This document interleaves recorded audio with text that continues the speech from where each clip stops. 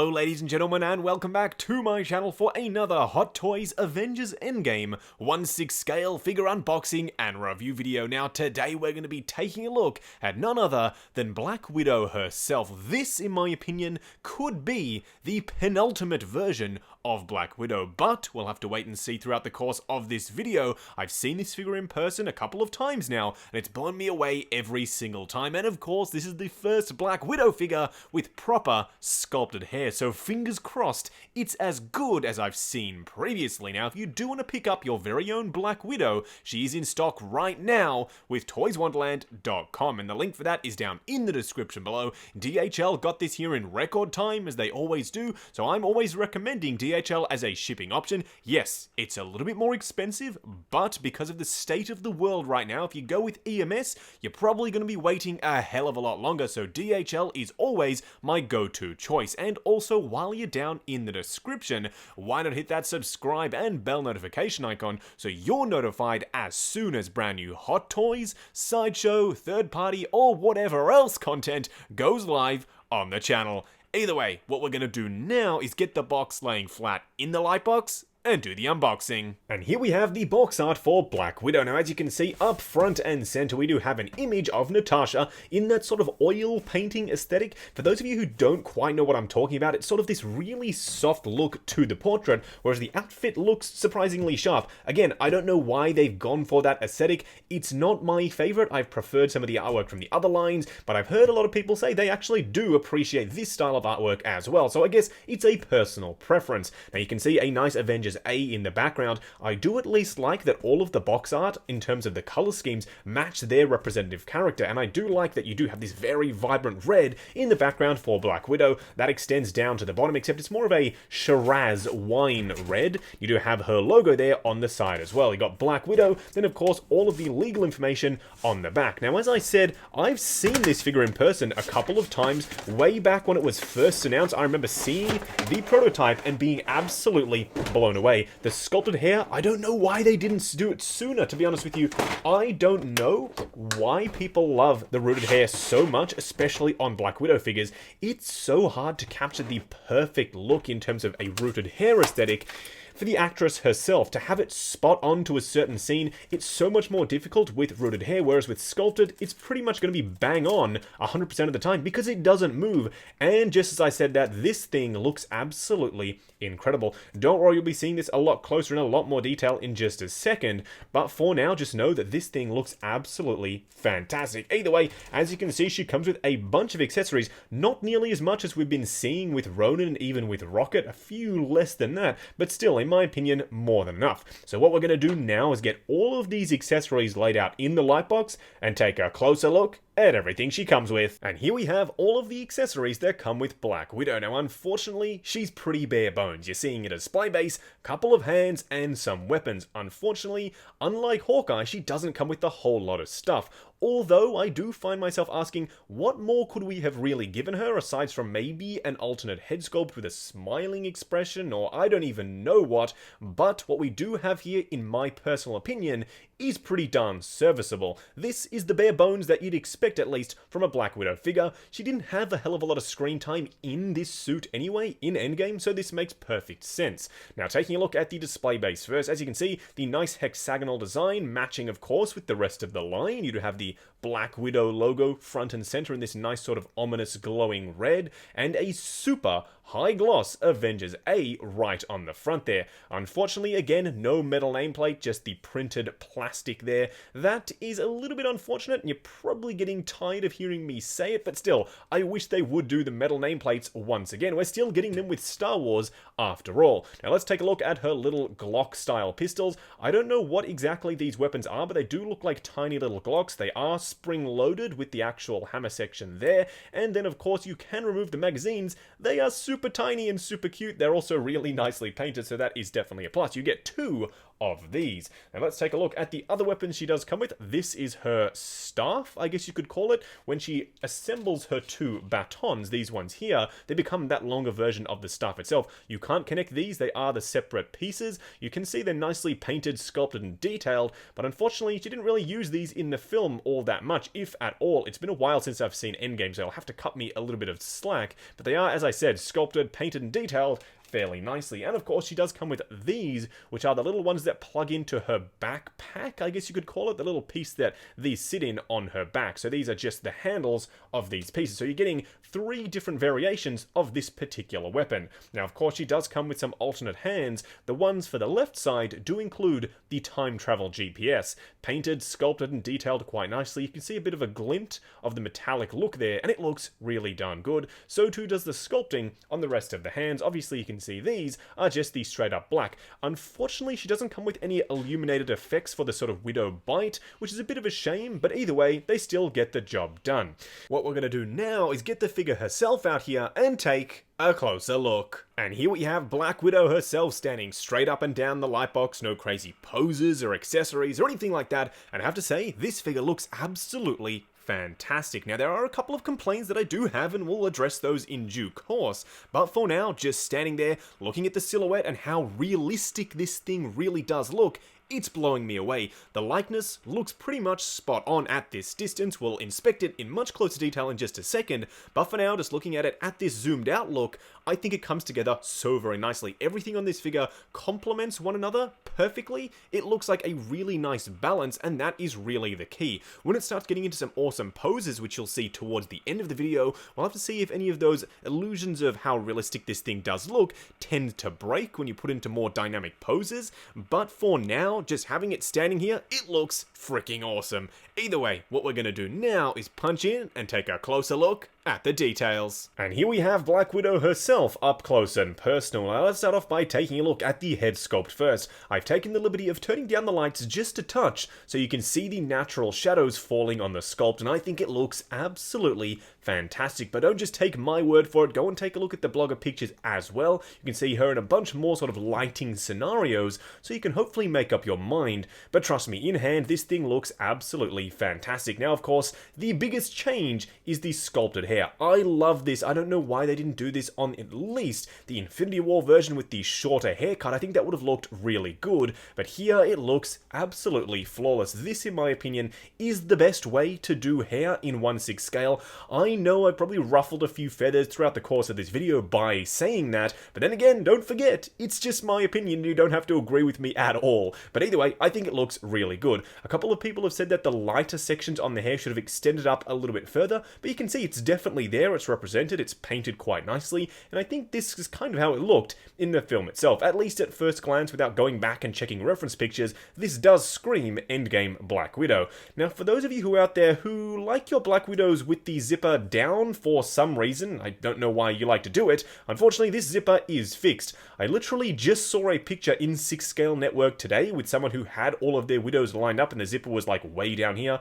I don't know why y'all like to do that, but for whatever reason it is, you can't do it with this one, thank goodness. Either way, the material on the outfit looks really darn good, although it is made out of that sort of rubbery style material. I have done a bit of research though. I've taken off the boot and I've looked on the underside of the fabric to see what kind of material it is. It is actually fabric backed and then screen printed over the top, with then all of these details sort of applied as well. So it is fabric underneath. I don't know if that's going to help with the longevity of the suit. You can see it's rather thin, especially in that elbow when you can sort of move it there. You can see how thin it is, so potentially it will add some structural rigidity to the fabric. It might bounce back, but it will stick to itself if it's sort of bent and left there for a long period of time, and you'll hear more about that when we take a look at the articulation, so just be careful. But all of the detail on the suit looks fantastic. This, of course, is the only way to get that level of textural detail in the suit itself out of this style of material. If you went for fabric, I don't think any of this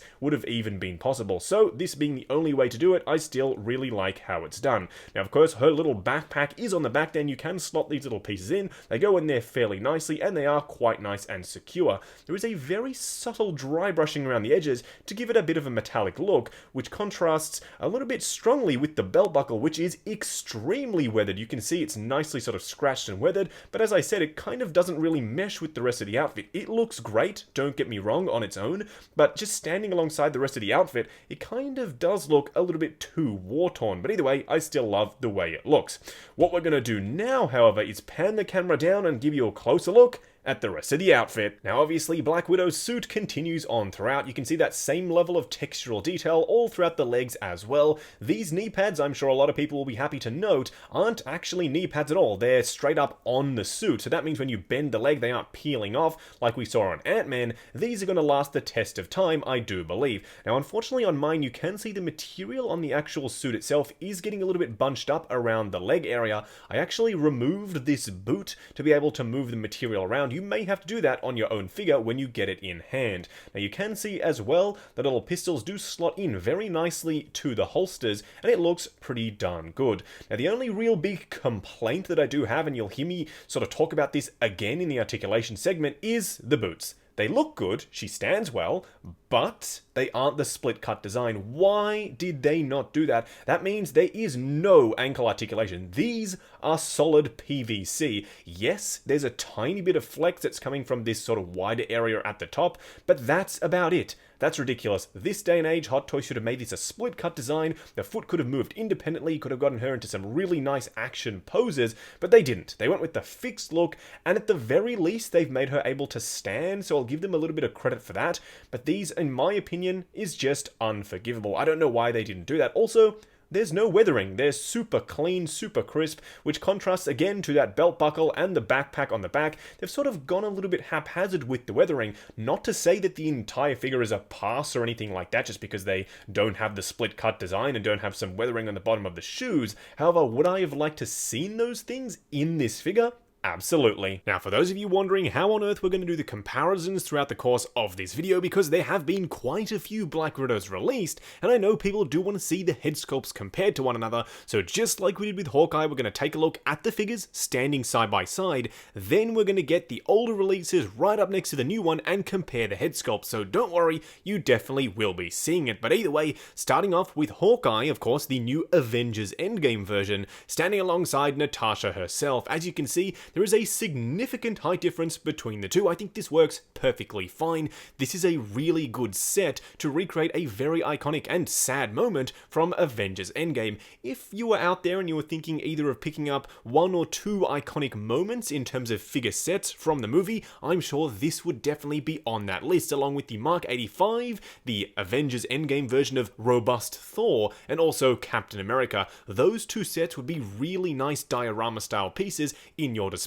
This one right here, having it now complete and in hand, looks absolutely awesome. Now for the first Black Widow side-by-side comparison, here we have the oldest, at least in my personal collection, being the Avengers 1 figure. I know there is an Iron Man 2 Black Widow, but I personally don't own her. I've contemplated going back and picking her up. Let me know down in the comments below if that's a good figure and if it's worth going ahead and picking up. But for now, this is the oldest one that I do have, and you can see there is a huge delta between these two. There are a ton of differences. Namely, the height. You can see the original one is a little bit taller. I don't know if that's accurate due to the thickness of the heels or the boots or whatever it is, but in figure format, I think they should be roughly around the same size. That also has to do with the entirely new body that they're using on this new one. There's a lot more engineering going into this one right here compared to the original. It was just, I'm pretty sure, a stock standard female body. Therefore, you might be seeing quite a few differences. Also, the skin tone is completely different. There's a lot more textural detail on the new one, and the skin tone is a lot lighter, and of course, that hair.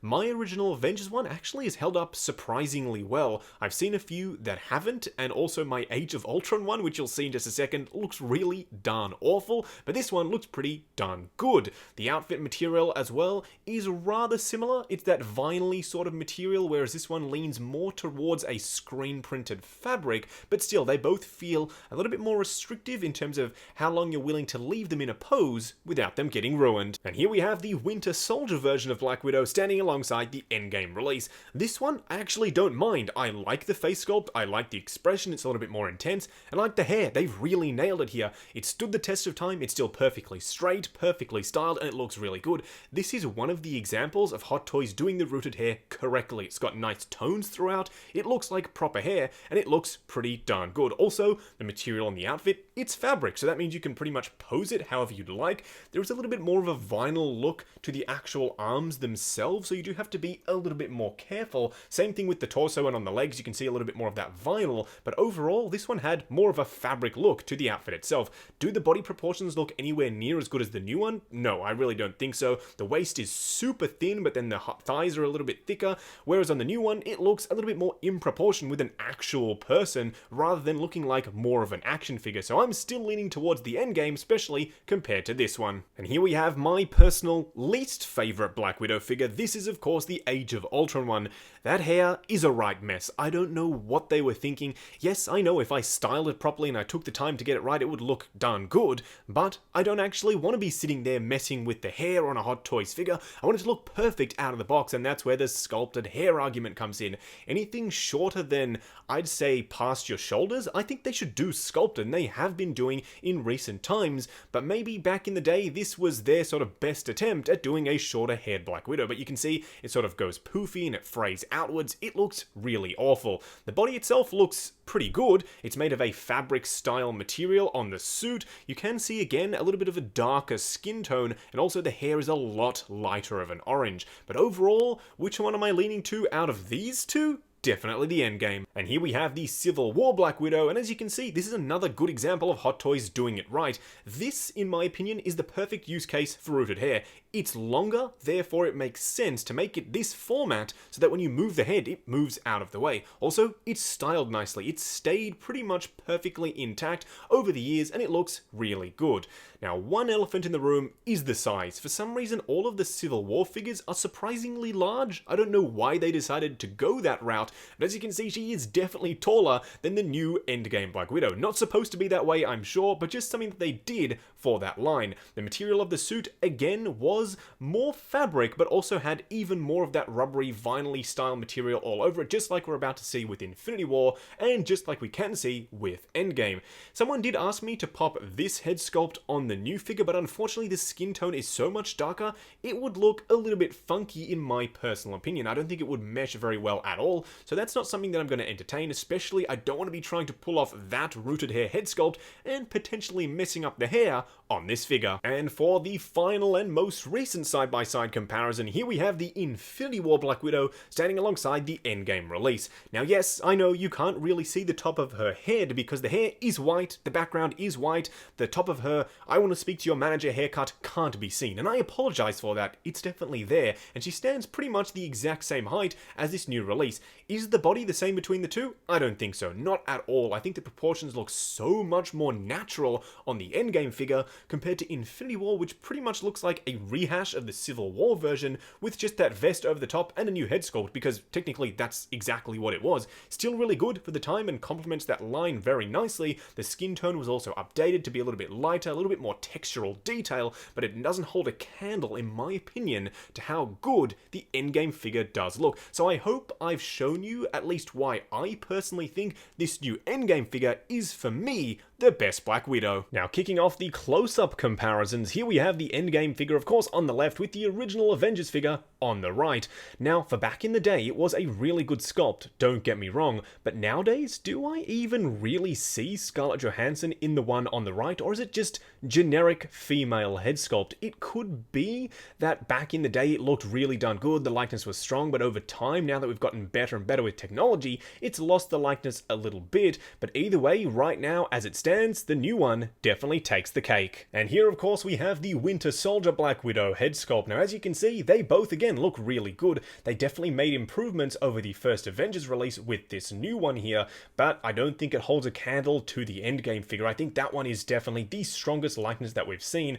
Back in the day, again, the Winter Soldier one was great. The hair still holds up. The likeness is a lot stronger, but for me personally, again, the new one is still the best in class. And here we have the Age of Ultron one, my personal least favorite. look how awful that hair looks. And no, this time it's not subjective. It looks that darn bad. It's all sort of frizzy and poofy, and it looks just awful. I don't know why they decided to go this route. The sculpted should have been the way to go for shorter hairstyles. It definitely is nowadays, so I hope if they ever somehow decide to revisit the Age of Ultron line, they redo it with sculpted hair. Not that they ever will, but still, the likeness was definitely there. The expression was definitely one of the funkiest with the open mouth look. I don't know why they decided to do that. Mine also appears a little bit cross-eyed, so maybe that's just on camera, the way the light's hitting it, but either way, I definitely prefer the new one. And here, of course, we have the Civil War head sculpt compared to the new one. I think this is the second strongest compared to this one right here. The Infinity War one is pretty much this exact same sculpt, just with a lighter paint job, but I think the hair really sells it on this one right here. It looks fantastic. I love the outfit as well, being mostly fabric, and up close and personal you can see they really do look alike. Yes, they are completely different sculpts, and you can definitely see that in hand, but this one, the Civil War one, has every reason for being one of the most expensive on the secondary market, because it is that darn good. And for the final up-close comparison, here we have the Infinity War Black Widow alongside Endgame. You can see that the hair is again lost, unfortunately, but it is definitely there. We're comparing the sculpts themselves here. They look pretty darn similar, but they are different. Don't get me wrong, they look closer, but that's just because of the skin tone. It's a lot lighter on the Infinity War version. They pretty much stole the Civil War sculpt and made it a lot lighter to bring it in line with her actual skin tone. That's what sells the illusion of it being a better sculpt. It looks great, in my personal opinion. The hair, it doesn't really work. It's not the right shade. Her roots should be a much darker color, but they didn't do that on the sculpt itself. If they'd made it out of sculpted PVC instead of making it rooted hair, they could have done that, but unfortunately, they didn't. Just going over articulation on Black Widow. Now, bear in mind, this is my personal copy of the figure. I've paid for it with my own money, so I'm going to be a little bit more careful. When you get yours in hand, I'm sure you can push the joints a little bit further than I'm willing to go. Either way, starting off with the head sculpt itself, as you can see, it's on a separated neck style joint, but that doesn't mean there's no articulation in the neck itself. It's actually really surprising the softness of the material that Hot Toys have chosen to use on the skin itself. So the head, independent of the neck, can move already a fairly decent amount, but when you start incorporating the neck, it actually is super surprising. It kind of tucks in, as skin kind of would, I guess, goes quite a significant way down, up as well, and of course you do get that side to side from both of the joints. They work together very, very nicely. Now the arms themselves, they are covered in this rubber style fabric. Unfortunately, they aren't sort of separate and plugged into the body. That would have allowed a lot more range of motion. Unfortunately, they are all fixed to the torso itself, but either way, they go up to about there. This shoulder pad does sort of butt into this little strap that's on the side there and hinder it just a little bit. Going forward, you get it to about there before I'd start to feel a little bit uncomfortable going any further. You do have a swivel at the bicep and of course a butterfly joint as well. You do have a double bend at the elbow. Just be careful, this fabric is known to stick to itself over time, especially in warmer climates. So as I said, make sure you're not putting that up right up against itself for a long period of time. Now the hands themselves are on the traditional Hot Toys 1/6 scale female version of wrist pegs. They're a little bit smaller, but still get the same range of motion. Now the torso itself is actually surprisingly hollow. It's kind of just the suit sitting on top of the body with a little bit of padding on the sides there. You don't get a hell of a lot of range of motion, unfortunately. You get a little bit from the joint up here, but it's a little bit restricted. You can get a little bit more crunch, but not a hell of a lot. Going back is a little bit more impressive. You do have a tiny bit of pivot and some swivel as well.